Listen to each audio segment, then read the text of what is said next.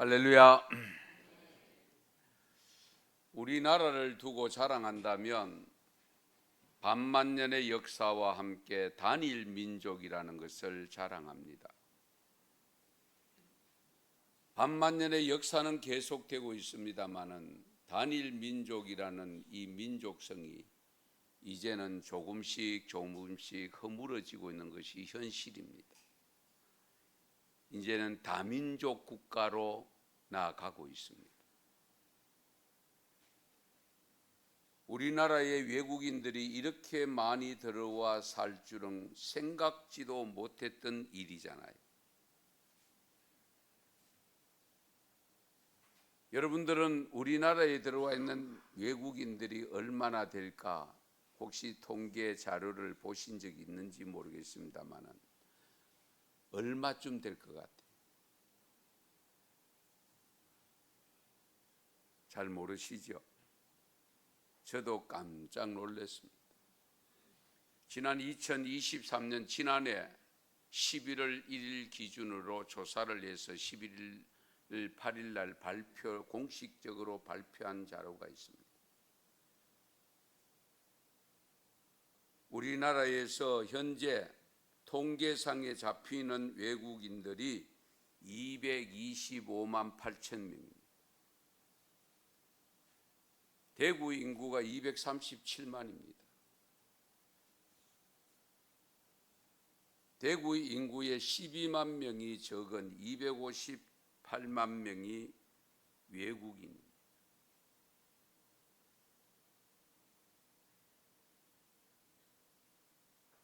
물론 이 외국인 중에는 여러 유형입니다. 근로자들이 많고 다문화 가정으로 결혼해서 온 분들도 많고 유학생들도 있고 등등의 인구인데 그렇게 잡힌 우리 외국인들, 우리가 인구가 5,169만 명인데 이 외국인들이 차지하는 비율이 4.4%입니다. 아직은 많지 않다라고 생각되지만 그 중에서 공식적으로 우리나라 국적을 획득해가 있는 사람이 얼마냐? 22만 3,800명으로 보고가 되어 있습니다. 22만 명이 우리나라 국적을 취득해가 있습니다. 국가별로 보면 역시 중국이 절반을 차지하고요. 그 다음에 두 번째가 베트남입니다. 이렇게 많이 들어와 있는 이 외국인들이 거주하고 있는 지역이 어디가 가장 많을까? 역시 경기도입니다. 두 번째가 서울입니다. 세 번째가 충청남도입니다. 두 번째가 서울이고 세 번째가 인천이고요. 네 번째가 충남이고 다섯 번째가 경남입니다. 예. 대구가 많은 것 같아도 5등 안에도 못 들어갑니다. 이렇게 많은 외국인들이 겪는 문제가 지금 심각하게 대두되고 있죠. 다문화 가정을 통해서 나타나는 문제가 심각한데 우선은 결혼을 하는 과정 속에 정보가 대부분 불확실하다 보니까 소위 말하는 속았다, 잘못했다, 등등의 표현이 나오는 이 문제들이 심각합니다. 결혼 후에 문제가 생길 때에 가장 큰 문제가 역시 언어 소통입니다. 언어 소통. 예. 말이 통하지 않으면 관계를 가지고 싶어도 관계를 갖기가 어렵잖아요. 예. 말이 통해. 문화적 차이가 많잖아요. 우리가 결혼해서 살아도 각기 다른 가풍에서 살아온 삶 속에서 그 문화적 격차라든지 가족력이라든지 여러 가지 상황들에 의해서 갈등을 빚는 경우들이 많이 있잖아요. 그런데 인종이 다르고 국가가 다르고 엄청난 환경이 다른 곳에서 와서 만나서 가정을 이루었을 때에 그 겪는 문제는 우리가 안 겪어보면 사실 잘 모르지요. 어느 장벽은 뭐 심각하다고 합니다. 거기다가 남편들의 성격 장애 또는 알코올 중독, 이로 인해서 가정 폭력, 거기다가 언어 폭력과 결국 신체적 폭력으로 겪는 비율이 약 30% 됩니다. 성적 학대가 23%고요. 위협과 협박이 18%로 나타나 있습니다. 그래서 이혼을 많이 또 하게 됩니다. 그리고 이 외국인들이 우리나라 거주하는 데 있어서 또 찾아오는 문제들 전부 돈 벌러 온 분들이 많으니까 빈곤의 문제입니다. 빈곤의 문제. 이 빈곤의 문제를 겪는 외국인들이 53% 정도 됩니다. 최저 생계비 이하의 가구 소득을 가지고 있고 끼니를 걱정해야 되는 사람들이 15%나 된다고 합니다. 그럼에도 불구하고 기초수급자가 되어 있는 사람들이 14% 정도 됩니다. 거기다가 또 다른 문제가 뭐냐, 자녀 양육의 문제가 생깁니다. 자녀 양육. 언어는 배울 때 발음이 중요하잖아요. 그런데 어머니와 함께 계속 있다 보면 한국어를 빨리 배워야 되는데 현지어를 사용하는 어머니와 함께 오래 있다 보니까 아이들이 이 한국어 습득이 늦어질 수밖에 없고 불확실하다는 거죠. 그러니까 학교 가면 아이들 친구들끼리 통하지를 않으니까, 그러니까 왕따를 당하고, 이러다 보니까 여러 가지 발생되는 문제가 심각하게 대두되고 있다는 사실입니다.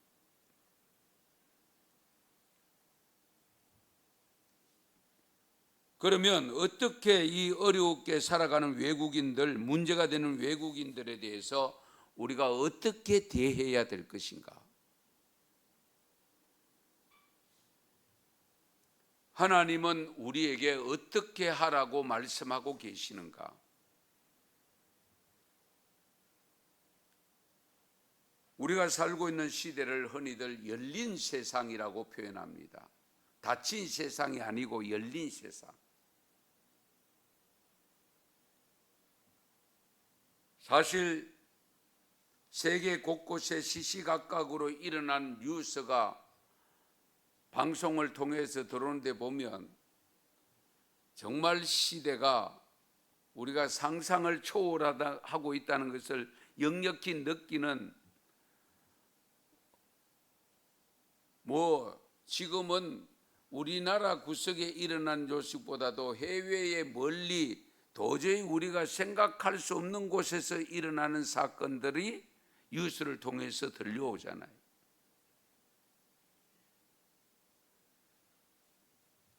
말 그대로 이제는 세계가 하나입니다. 우리가 국가 간의 경계는 정해져 있습니다만은 그 경계를 넘나드는, 전파를 통해서 넘나드는 우리 매스컴들이, 우리 정보가 우리를 하여금 묶어놓지 아니하고 완전히 풀어놓았습니다.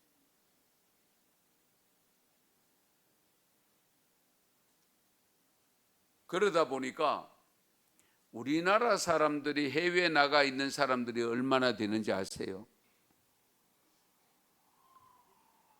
이도 자료를 내가 최근에 또 말씀을 준비하면서 조사를 해보니까 193개국에 700만 명이 넘습니다.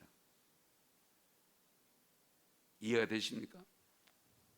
전 세계에 흩어져 있는 우리나라 사람들, 대한민국 사람들이 193개국에 제가 볼 때 통계 안 잡히는 것도 있을 수 있습니다.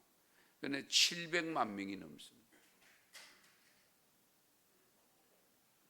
역시 제일 많이 나가 있는 나라는 아직은 미국입니다. 261만 명이고요. 다음이 중국인데 210만 명이고요. 일본이 80만 명, 캐나다에 24만 7천 명, 유럽이 65만 4천 명. 이로 인해서 여하튼 700만 명이 넘게 193개국. 여러분 해외 나가 보신 분들 알겠습니다마는 우리 한국인들이 여행을 다니는 곳에 가면 한국 사람 없는 데 없습니다. 성지순례를 가서 이스라엘 그 나라들을 가보면 정말로 이런 작은 지역에도 이분들이 어떻게 알고 나왔을까 의심을 가질 정도로 한국인들이 많이 있습니다.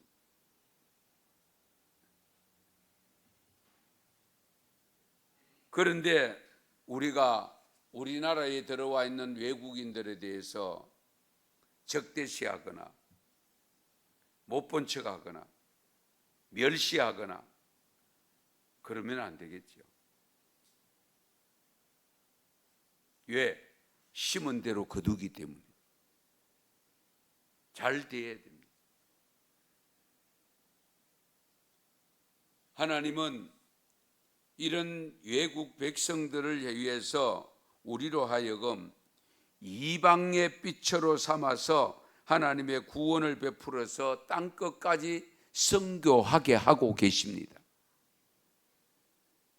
오늘 말씀 6절을 보시면 이사야 49장 6절을 보시면은 네가 나의 종이 되어 야곱의 지파들을 일으키며 이스라엘 중에 보존된 자를 돌아오게 할 것은 매우 쉬운 일이라. 내가 또 너를 이방의 빛으로 삼아, 이방의 빛으로 삼았다고 했습니다. 나의 구원을 베풀어서 땅끝까지 이르게 하리라.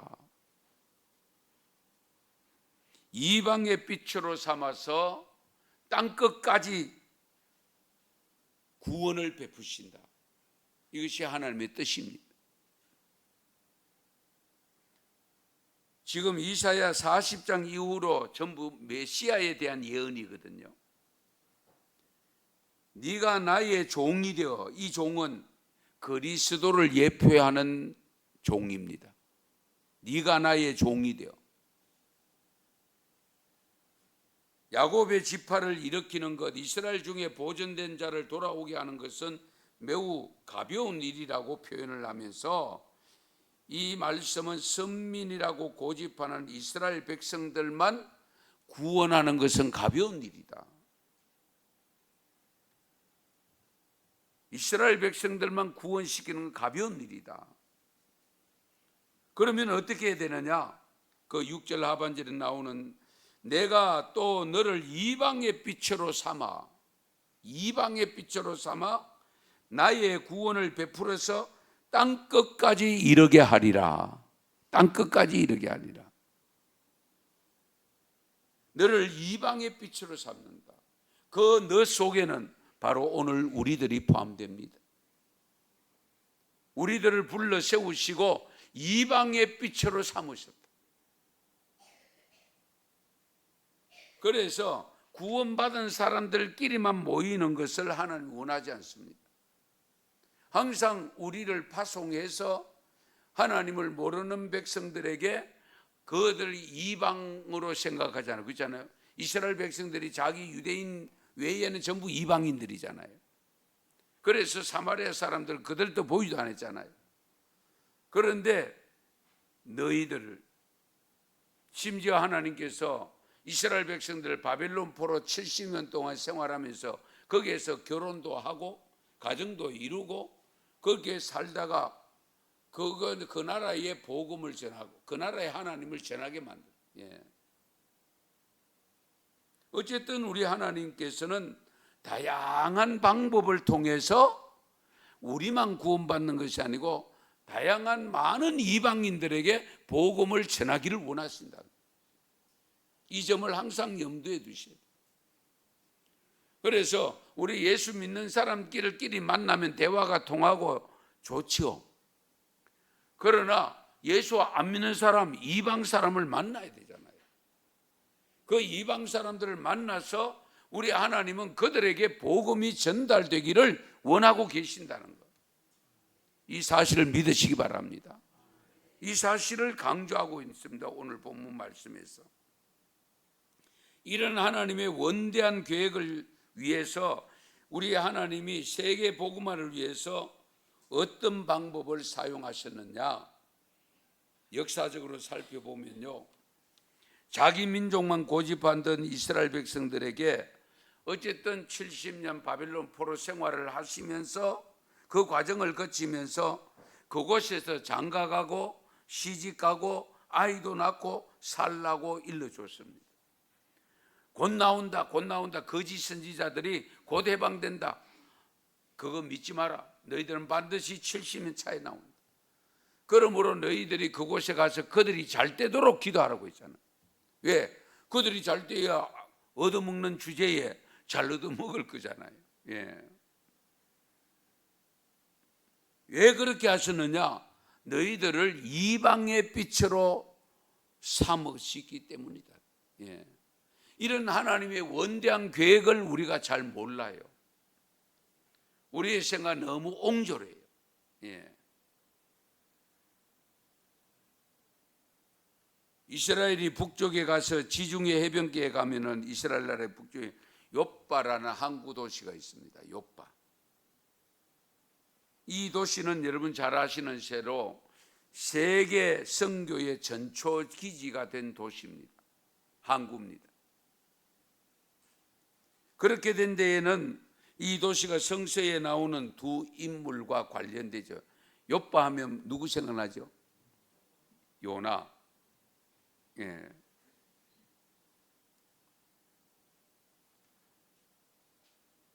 다른 한 사람은 신약에 나오는데 역시 베드로입니다. 하나님께서 선지자 요나로 하여금 아수르의 성읍이었던 니느웨 성에 가서 하나님의 말씀을 전하라고 명령했는데 요나가 좁은 생각으로 그 사람들은 구원받을 자격 없어. 이방인들이니까. 그래서 어떻게 해요? 다시스로 가는 배를 타잖아요. 정반대 방향에 있는 항구입니다. 예. 하나님께서 그냥 두지 않으시고 풍랑을 일으켜서 결국은 물고기 뱃속에 들어가서 거기에서 회개하고 다시 나와서 니느웨 성으로 갔잖아요. 가서 말씀을 전해보니까 자기가 생각한 것하고 전혀 다르게 그들이 복음을 듣고는 전하는 말씀을 듣고 회개하는 역사가 일어났잖아요. 뿐만 아니고요, 여러분 잘 아시는 대로 사도행전 10장에 보면 로마의 백부장 고넬료 베드로의 설교를 듣고 그리스도인이 되는 기사가 기록되는데 욥바에 있는 피장 시몬의 집에 베드로가 있었습니다. 그때에 베드로에게 사람을 보내서 베드로를 초청한 것이 고넬료입니다. 이방인이 초청하는 데에 베드로가 올 이유가 없거든요. 그러니까 하나님께서 미리 베드로에게 환상을 보여주잖아요. 기도하는 중에. 하늘에서 보자기가 내려왔는데 거기에 자기들이 부정시 여기는 생물들이 버글거리는데 네가 먹어라. 그거 못 먹는데요. 그거 부정한데요. 그걸 3번 반복한데 그 3번 환상이 끝나고 난 다음에 바로 밖에서 사람이 찾아와서 문을 두드리고 찾잖아요.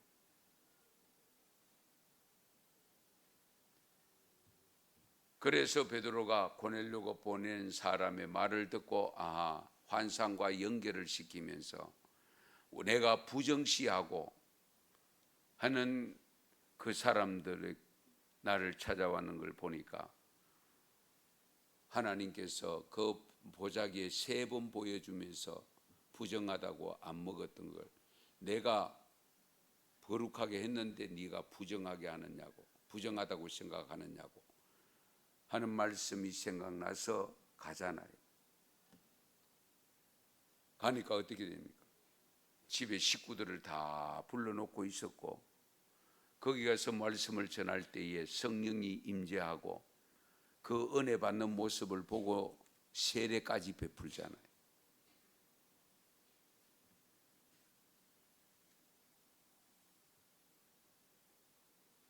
이런 것을 보면 우리 하나님께서 우리가 믿음의 성도들이 혹여나 저런 사람은 구원받을 자격이 없다라고 여기거나 저런 사람들까지도 복음을 전해야 되는가라는 생각을 가지고 있으면 안 됩니다. 하나님의 구원 속에는 인간이면 누구다, 영혼을 가진 인간이라면 누구든지 믿을 기회를 주신다는 사실, 이 사실을 잊으면 안 돼요. 구한말 우리나라가 위기에 빠졌을 때에 우리 하나님은 우리 민족을 사랑하셔서 선교사들을 통해서 기독교 복음을 듣게 해주셨는데 그 후에 곧바로 일본에게 식민지를 살게 되잖아요. 36년 동안. 그러나 그것으로 인해서 오히려 기독교 복음이 더욱더 확장되는 기회가 되었다는 사실입니다. 핍박을 받다 보니까. 특히 여러분 평양은 한국의 예루살렘이라고 표현하잖아요. 한국의 예루살렘. 선교사들은 평양에 선교 신학교를 세워서 평양 신학교가 유명합니다. 주의 종들을 배출을 하기 시작했는데 그런데 평양 중심으로 한 서북 출신의 선교사 교역자들이 점점 교만해지기 시작했습니다. 그래서 연세대학 학교를 세울 때에 그 북한 평양에 있는 선교사들하고 굉장히 반대를 한 것으로 나타나 있습니다. 우리 평양 중심으로 다른 지역의 복음이 증거되는 것을 오히려 싫어했다는 사실. 그런데 여러분 잘 아시는 대로 해방을 맞아서 저 북한은 공산치하가 들어와서 복음이 완전히 막히다시피 해버리고 그래서 한국 전쟁이 발발했을 때에 신앙을 가졌던 분들이 남하를 해서 세운 교회가 영락교회입니다. 각 지역에 있는 영락교회는 이북 출신들이 많습니다. 내려오신 분들이 중심이 돼서 세워진 교회가 영락교회입니다. 대구 영락도 마찬가지입니다.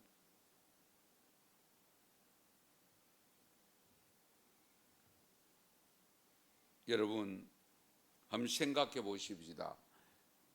복음이 먼저 들어왔던 평양, 오히려 북녘 땅이 살아야 되는데 그 북녘 땅이 왜 저렇게 되었을까? 평양 장대영 교회 하면 우리 성령 충만하고 그 성령이 강하게 역사했던 그 성령이 우리 한국 전체를 정말 성령의 바람이 일으키는데 완전히 불쏘시개로 작용했던 교회가 평양에 있는데 지금 그 장대영 교회 자리에 두 동상이 놓여 있습니다. 저는 기도 제목이 빨리 그 두 동상이 없어지고 교회가 세워지기를 기도하고 있습니다.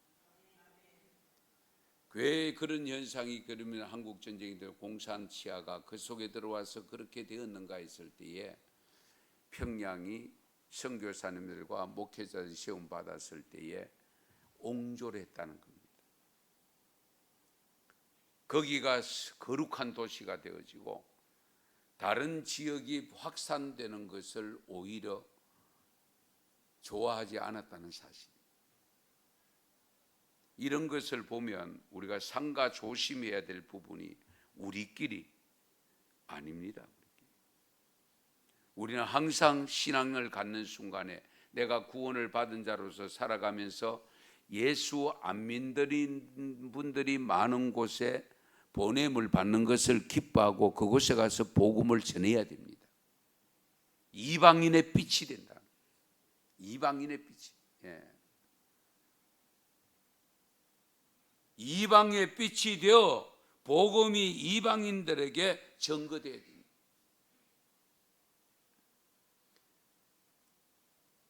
그런데 세계 선교의 전진 기지가 현재는 대한민국이 되어 있습니다. 선교사를 가장 많이 파송하는 나라가 대한민국이 되었습니다. 그런데 한 가지 아쉬운 것은, 잘 들으세요, 젊은 세대가 선교사로 자원하지 않는다는 사실입니다. 지금 선교사 1세대, 2세대들이 전부 지금 은퇴를 남겨놓은 분이 많다는 사실입니다. 그 자리를 계속 이어갈 젊은 세대 선교사로 자원하는 선교사가 없어서 지금 현장에서 선교사님들이 안절부절하고 있습니다.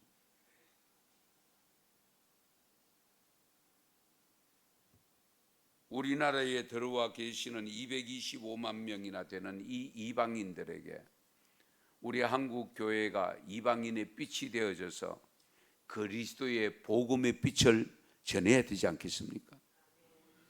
우리가 가서 전하기는 어려운데 정말 여기에 들어와 있는 분들에게, 여기에 갇혀 있는 분들이잖아요. 동고동락하는 분들이잖아요.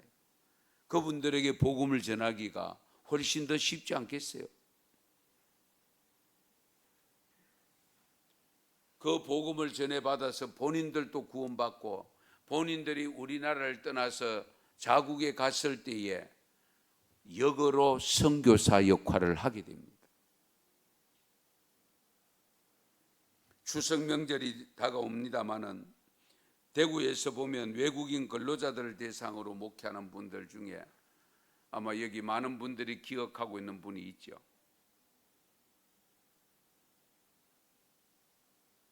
김연아를 며느리로 맞았던 고경수 목사님. 지금 21년째 외국인 사역을 하고 있습니다. 그리고 김포에서 외국인 사역하고 있는 이학삼 목사님이 있습니다. 그리고 우리 노예, 우리 교회가 소속된 우리 대구 동로에 안에 베델교회라는 베델교회가 30년 동안 중국인 사역 중심으로 하고 있습니다. 우리 그 목사님에게 제가 통계를 좀 알아보려고 전화를 드려서 알아봤는데요. 30년 동안 목사님, 중국인들이 얼마나 많이 교회를 다녀갔는지 제가 상황을 알아봤는데요.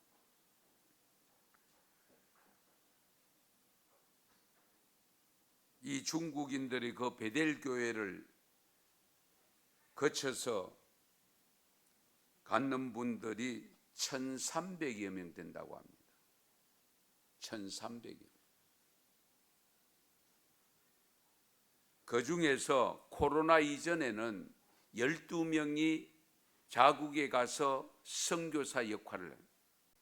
그런데 지금은 5개 교회밖에 잡히지 않는데, 코로나 이전에는 출석이 거의 7, 80명 됐는데 지금은 3, 40명으로 줄었다고 합니다. 그럼에도 불구하고 추석 명절 때 또 그분들을 초청해서 모시고 또 복음을 전하는 기회로 하고 있습니다. 이 외국인 근로자들은 우리나라 사람들이 일하기 싫어하는 소위 말하는 3D 업종에 주로 일을 하고 있잖아요. 예, 힘든 일들을 맡아서 하고 있습니다. 이들이 우리 산업 현장을 계속 이어갈 수 있도록 지키고 있다는 것도 과언이 아닙니다. 정말 중요합니다. 이분들에게 기왕이면 우리가 복음을 전해서 일거양득을 만들어주면 좋지 않겠어요? 돈도 벌고 구원도 받고. 할렐루야. 그러면 그분들은 자국에 가서 복음을 전할 수밖에 없죠. 예. 우리 고경수 목사님도 지금 현재 자국민은 4사람 파송을 하고 있다고 합니다.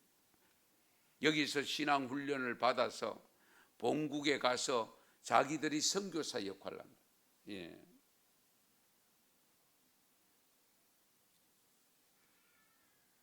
오늘 본문 말씀 7절을 보시면 같이 읽으실까요? 7절. 이스라엘의 구속자, 이스라엘의 거룩한 이이신 여호와께서 사람에게 멸시를 당하는 자, 백성에게 미움을 받는 자, 관원들에게 종이 된 자에게 이같이 이르시되 왕들이 보고 일어서며 고관들이 경배하리니 이는 이스라엘의 거룩하시니 신실하신 여호와 그가 너를 택하였음이니라. 아멘. 지금 멸시당하고 미움받고 심지어 권력자들에게 종이 되어 있지만은 여호와 하나님이 선택하셔서 이렇게 세우시고 역전이 되도록 만들어 주신대요. 우리가 이 사실을 우리도 겪었잖아요. 60년대 70년대 독일 광부로 독일 간호사로 나가서 돈 벌은 분이 얼마나 많은데. 옛날 우리가 박정희 대통령이 경부선 저 고속도로 닦을 때에 그렇게 벌어온 돈 가지고 닦았다고 그렇게 표현하지 않았습니까?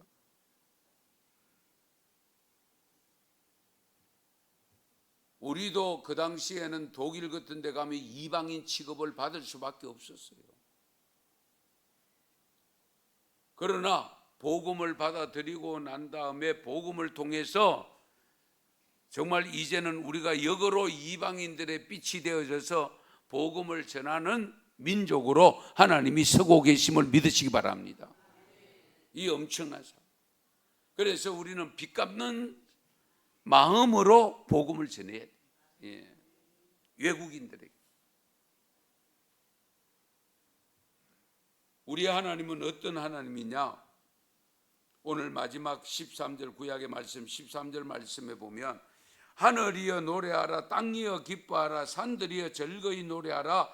여호와께서 그의 백성을 위로하셨은즉 그의 고난당한 자를 긍휼히 여기실 것임이라. 아멘. 고난당하는 자를 위로하신다고 했습니다. 긍휼히 여기신다. 언젠가는 그들에게도 기뻐하며 즐겁게 노래를 부를 때가 오도록 만들어 주시는 하나님이십니다. 우리가 이렇게 찬양을 뜨겁게 부르고 하나님 앞에 영광을 올려드릴 수 있도록 이 시기가 있기까지 우리 민족이 겪은 것, 중동 지역에 가서 우리 젊은 우리 아버지 세대, 할아버지 세대가 돈 벌어온 것이 얼마나 많은데요. 한번 생각해 보세요. 무시를 당하고 업신여김을 받으면서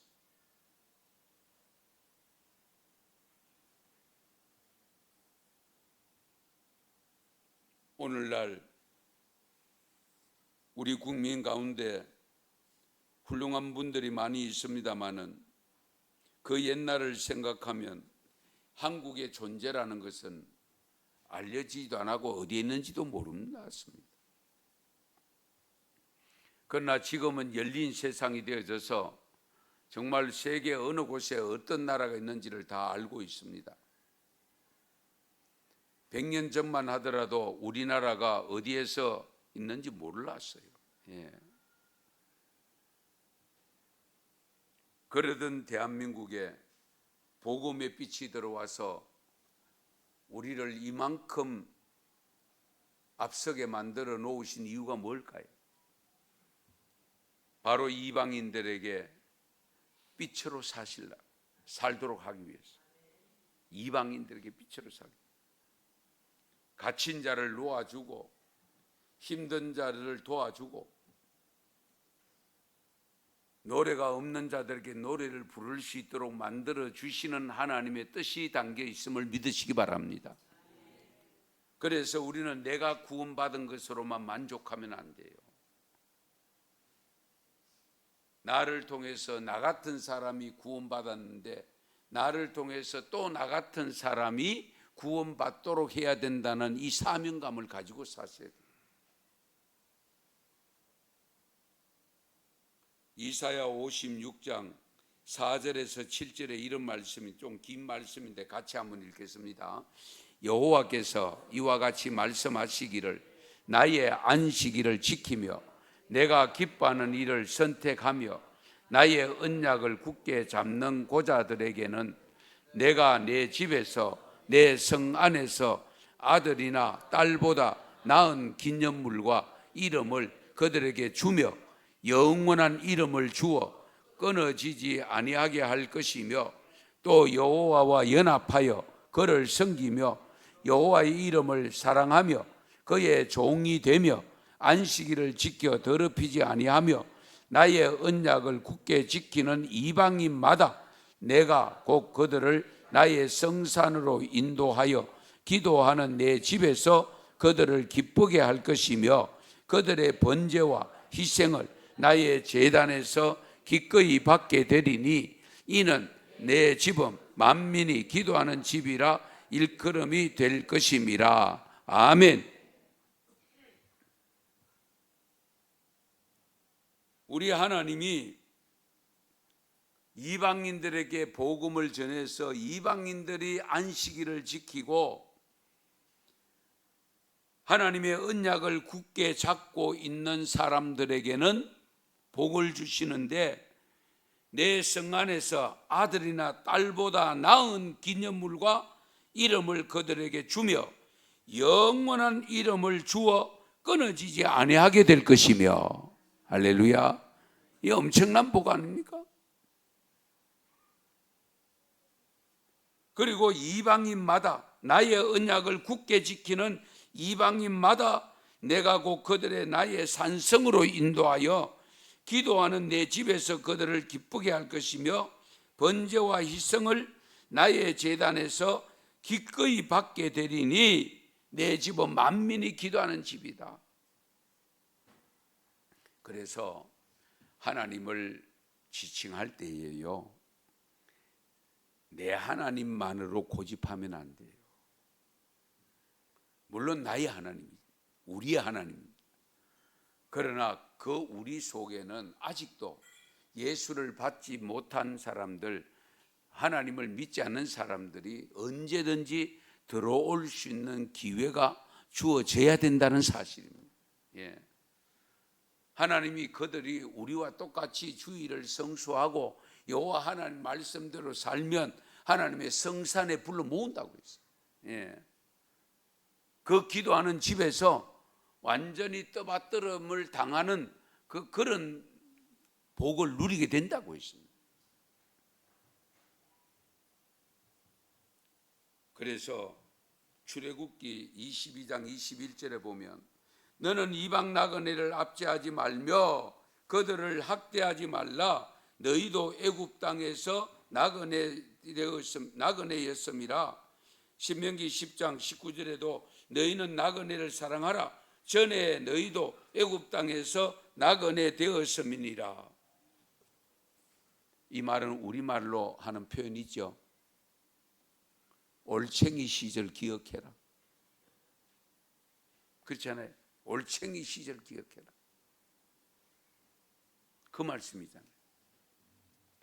너희가 이방인들, 나그네들, 그런 사람들 대접 잘해라. 왜? 너희가 애굽에서 430년 동안 종살이 한 거 기억해라. 이 말씀. 예. 그러므로 성도 여러분, 우리가 외국인들을 보면 그들을 하나님과 연합한 자로 만들어야 함을 우리가 인식하고 그들에게 복음을 전하는 일에 최선을 다해야 됩니다.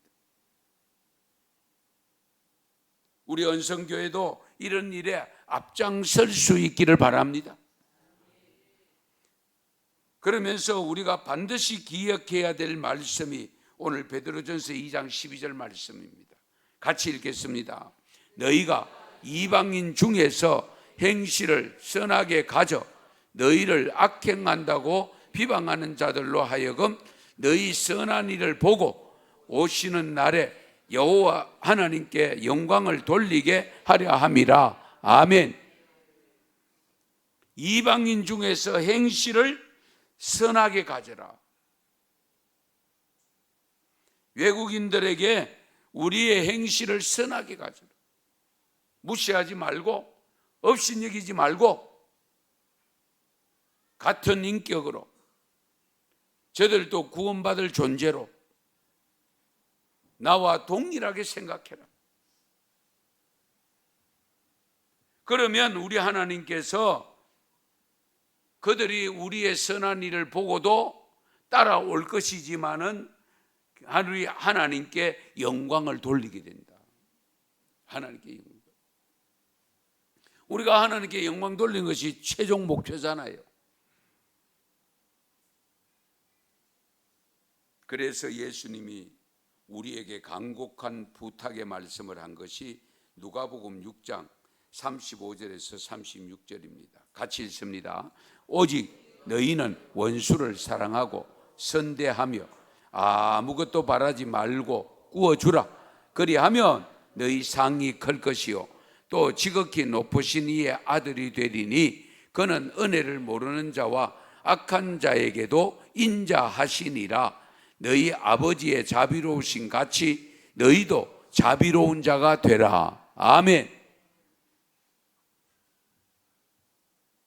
우리 주위에 있는 이방인들에게 자비로운 마음으로 다가가서 선한 행실을 보여줌으로 하나님께 영광 돌리는 우리 언성교회 교우들이 다 되시기를 축원합니다. 축복합니다.